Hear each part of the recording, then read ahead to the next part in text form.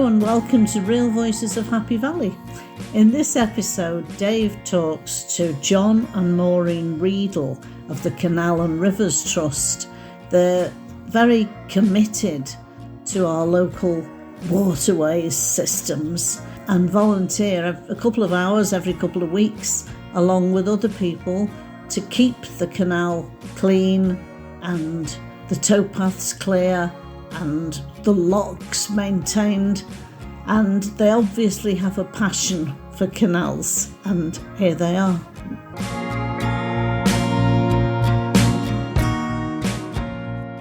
So I'm sitting in a lovely dining room looking out over a lovely garden with John and Maureen Readle of the Canal and Rivers Trust. That sounds grand. You are volunteers, aren't you? We are, yes. Okay, so Maureen, do you want to explain what you do as volunteers?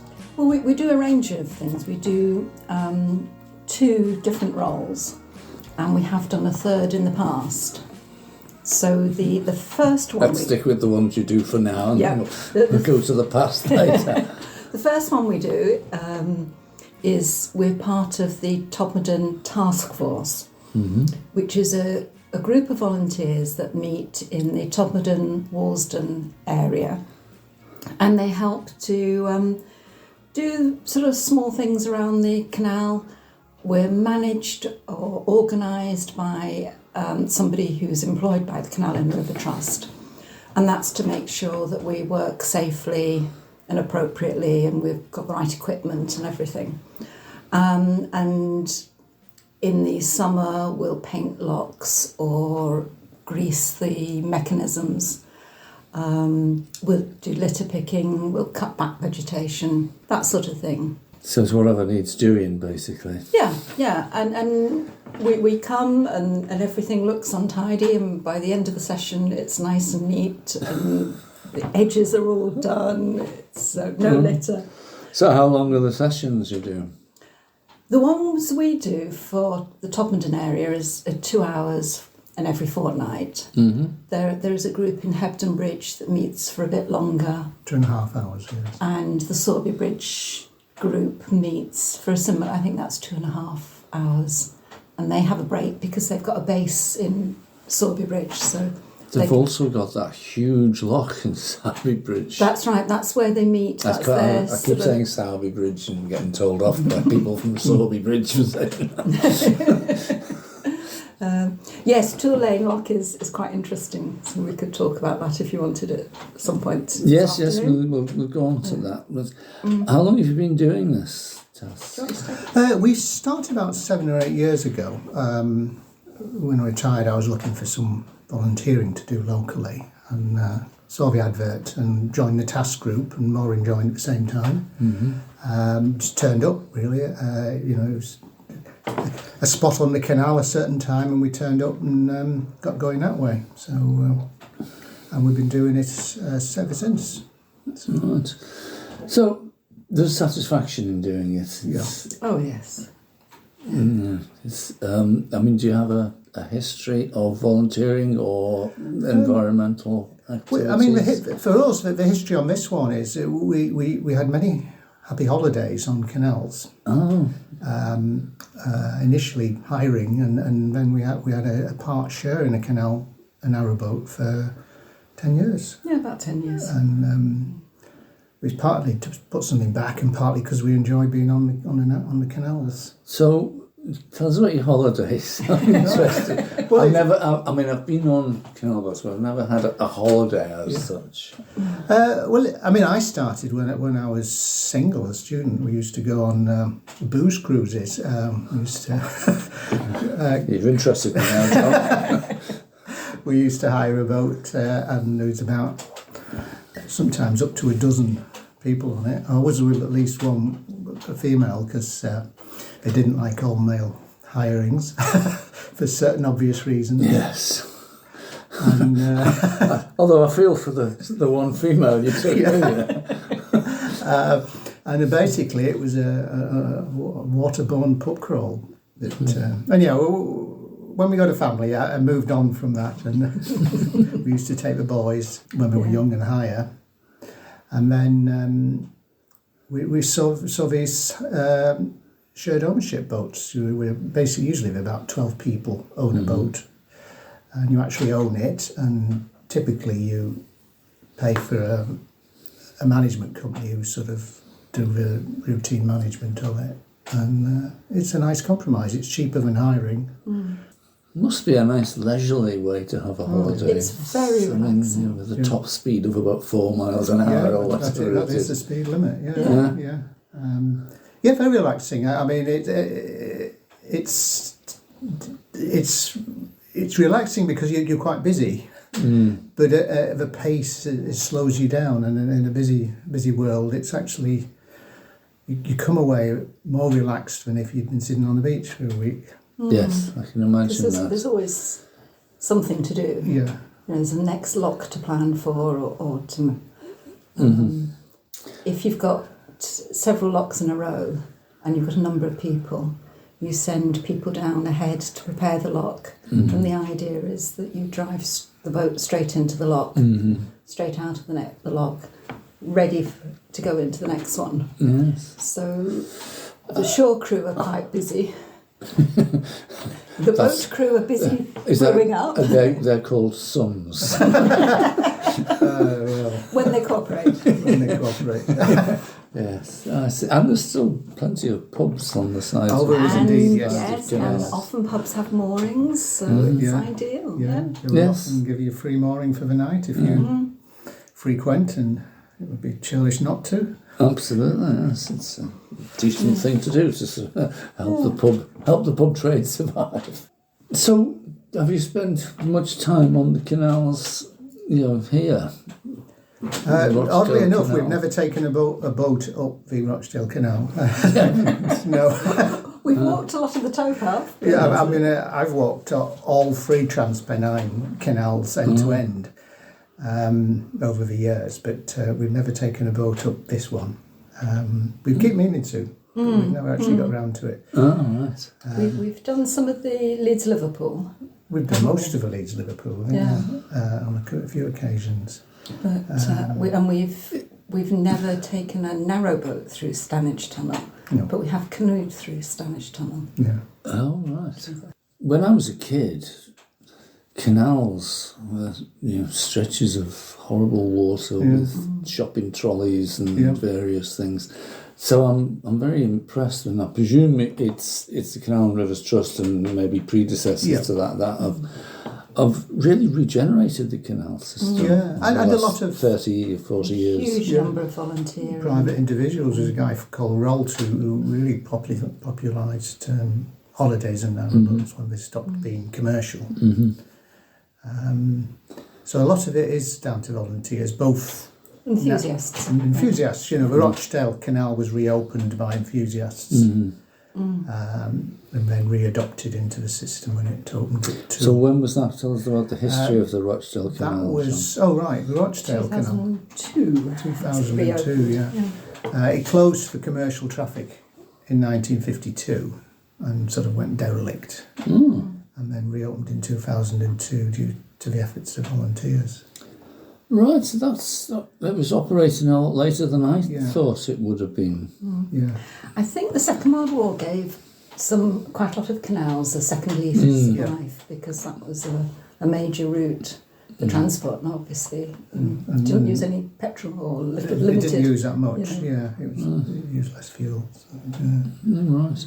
Yes, I was under the impression that, mistakenly, obviously, they built the canals in the end of the 18th century. And then somebody came along with a railway system, which took a lot of the potential away. Often the railways would buy the canal and then build the railway along parallel. Oh, right. Particularly in narrow valleys around here. Yes. That you see them intertwining, don't you? Crossing over and recrossing. Well, just before we get into Hebden Bridge, coming from the Todmorden side, the railway, the canal, the river, the road all seem to sort of you all go through that neck of land, don't they? Absolutely. Yes, because I've always been fascinated by it, but that makes sense because if somebody's gone to the trouble of, working out the route for a canal, building the canal, then they've done a lot of the work for the railway engineers who came along later, particularly obviously through the Pennines and areas like this. Yeah. Yes, so and it also buys out the competition. So, is there much commercial traffic on, or is there any commercial traffic on canals these days? On the canals, negligible. I mean, there's some commercial in that it caters for tourists and boat owners. Like there's a few small businesses where they sell coal and fuel, gas to boats. But on the bigger canals, the navigable rivers, like the navigation and so on, there's quite big traffic, quarry traffic, and they're big boats and they're big locks. They're not like the Rochdale Canal, and they come under the remit of the Canal and River Trust as well. Do they? Yeah. So if you head down beyond Leeds towards, it finally gets into the Humber, there's big boats. We did go down there once on a narrow boat, and you get in a lock which is designed for a really big boat, and you feel like a cork in a bathtub. and it's completely Daunting. daunting, and you just press a button and the whole thing operates, automatically. Yes, Certainly a lot easier than most canal locks. Yeah, I'm from Liverpool, and when the Manchester Ship Canals were still operating, and I think, I don't know whether it was the 80s or the 90s, and Kellogg's opened up at Salford, and they started using the Ship Canal again for commercial traffic. I think there's a fair bit on it again these days. Nice, isn't it? Yes, and Viv, my wife, who's not here at the moment, she had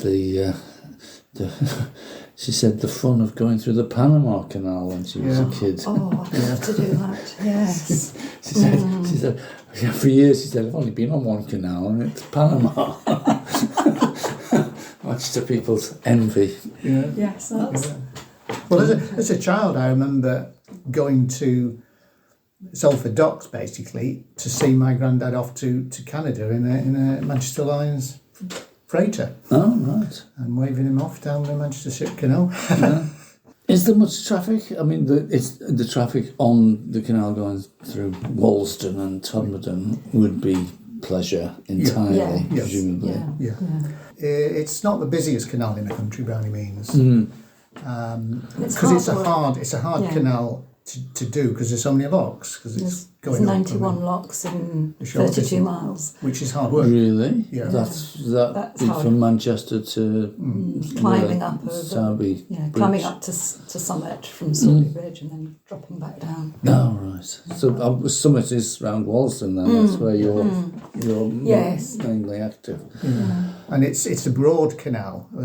The sort of traditional canals are either broad or narrow, and a broad one, the locks are capable of having two narrow boats side by side, and the narrow canals, it's just one narrow boat, and the narrow boat is 7 foot wide. Yes. But the effect of that is a broad canal is the locks and the gates are much heavier, so it's harder work. It takes longer to fill, there's more water pressure. Yeah. So that when you're winding the windlass to open the lock, they can be very tricky. Yes. I've always thought, because when I left school, I worked in engineering. Yeah.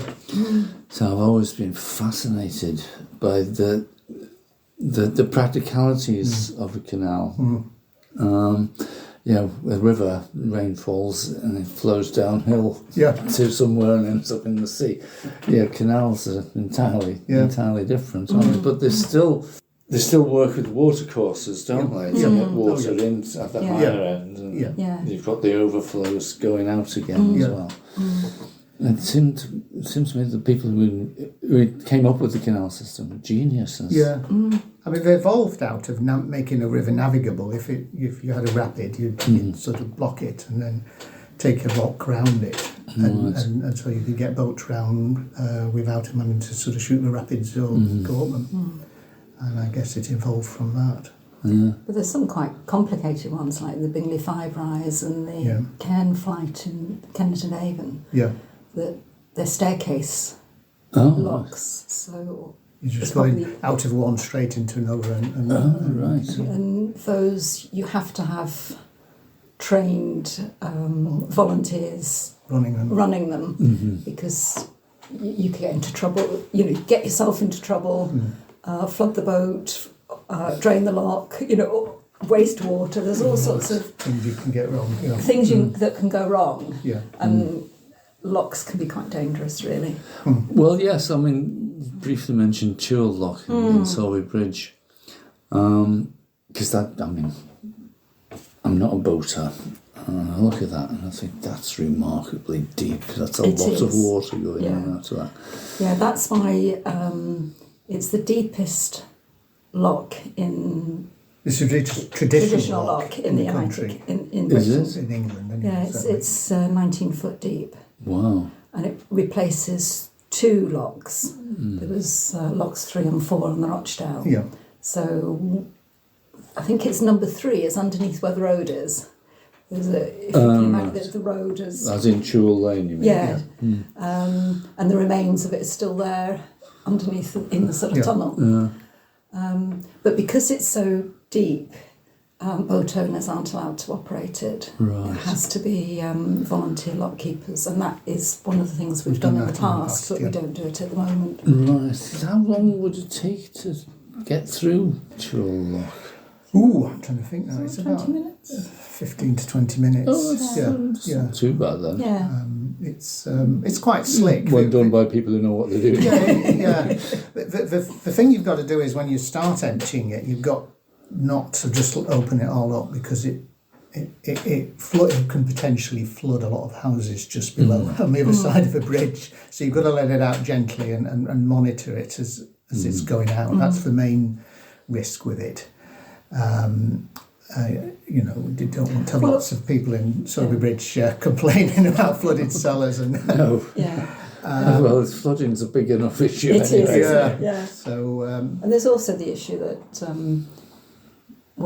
if people are coming in an empty lock, going up, if they open the top gates too quickly and the water comes up too quickly into the lock, then it pushes the boats around. it bounces them around. And you're always risking flooding the actual boats. And that's a dangerous situation to be in. Well, yes. And there's lots of other little nuances you have to learn before of it. You wouldn't necessarily know if you're just a general boater.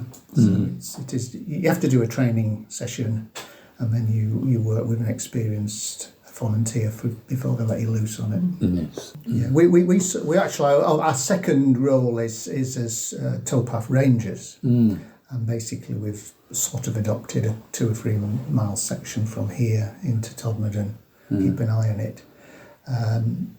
But all the locks, yes, they're quite straightforward. They're all listed, so they're quite old and got little idiosyncrasies. Oh, right. Oh, God, tell us about some of them. Some of them, you've got to be a little careful. They're prone to jam a little bit, and some leak a little bit. And you get to know which ones have been replaced recently and which are coming up for replacement. So it's things like that you get used to. We also get involved with the annual 2-lane lock clear Spring out, clean. which is quite good fun. And that this year I got in the national press and everyone seemed to come along, didn't they? And it appeared in pretty well every paper. Yeah. There's a lot of coverage. Because it's basically at the bottom of the Rochdale Canal, and it's sort of there's a long section before you get to it where there's no overlocks. It sort of accumulates a lot of leaves over winter, autumn and winter. So what they like to do is drain it every year and remove. Sort of volunteers go down and clean it out. That's I was going to say that's a matter of getting down there with brushes and shovels. Yeah, just pushing the leaves out, picking up the rubble. Yeah. So that raises a question that probably so people walk along canal tats and don't even think about what is at the bottom below the water. is it brick, stone, clay? Most of them are clay lines still. I mean, I don't know whether they all still are, but they were all originally, or most were originally, if they weren't naturally waterproof, which many weren't, they were lined with clay. And I think much of that still stands. I think so, because I think Tool Lane's quite unusual in that it is concrete lined. Yeah. It's a modern lock, Yeah. whereas all the other locks are the original ones. And the ones along here usually have wood at the bottom of the lock.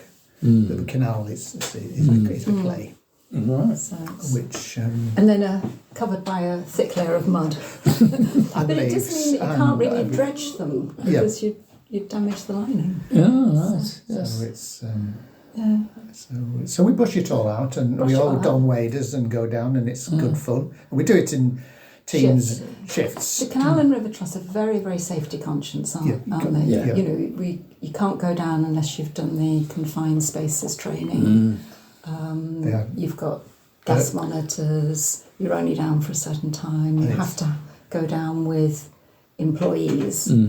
And there's people watching from the side in case there's any issues. Yeah.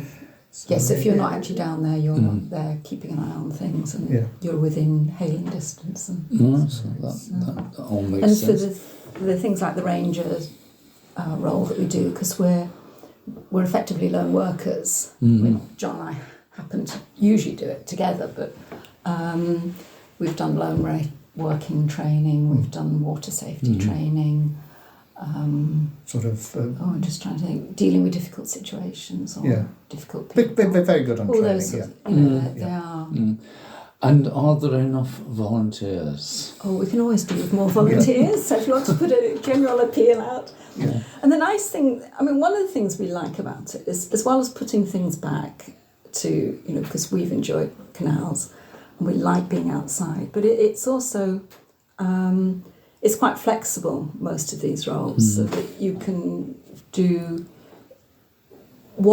when you're available, and the sorts you can sort of, within reason, you can sort of choose what you want to do. So if it's the task force, I had a problem with my hand last winter, so I couldn't do any of the vegetation, cutting back and sawing and things. So I just did the litter picking, and that was fine. That's not a problem. It was still a help. And the other thing we like is that there's quite a age range, isn't there? It's not all people who've retired. It's quite a there's in our task group we've got a young lady who's sort of similar age to our sons. She works at home. She's an artist, so.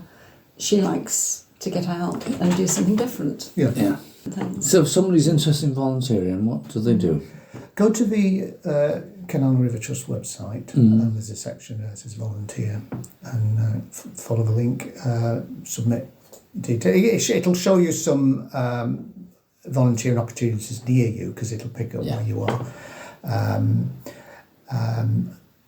Typically the task force, and probably around here, if you're in Todmorden, for example, it would probably also say there's opportunities in Littleborough and so on, which we've not been involved with, because we've tended to come under the Yorkshire region. There's a regional boundary near here, and just look for the opportunities. I mean, there's dozens of things. They're not all restricted.